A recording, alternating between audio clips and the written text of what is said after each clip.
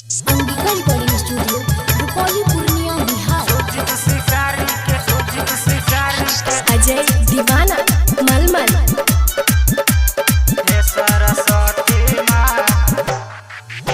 सुजित शिकारी के दहन गाय के बनाए हे सरस्वती माँ। सुजित शिकारी के दहन गाय के बनाए हे सरस्वती माँ।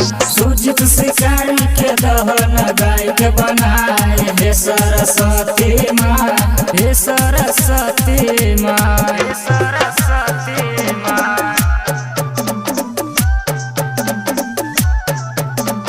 Ambika recording studio, Rupauli, Purnia, Bihar. सुजित शिकारी के दहन गाय के बनाए अजय मलमल।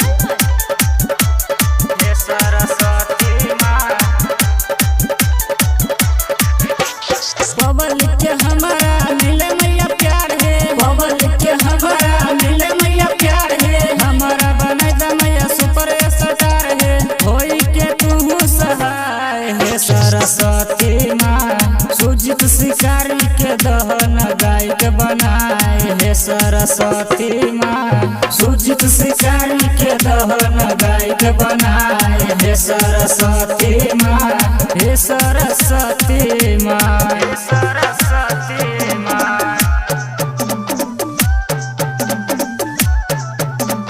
Ambika recording studio, Rupauli, Purnia, Bihar.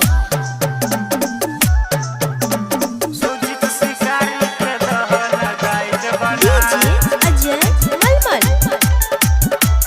हे सरस्वती माँ। स्वर के देवी छियो ज्ञान के दाता, स्वर के देवी छियो ज्ञान के दाता।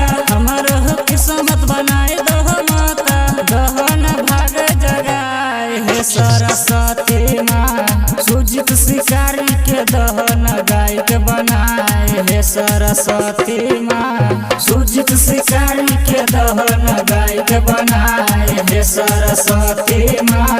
हे सरस्वती माँ। Ambika recording studio, Rupauli, Purnia, Bihar.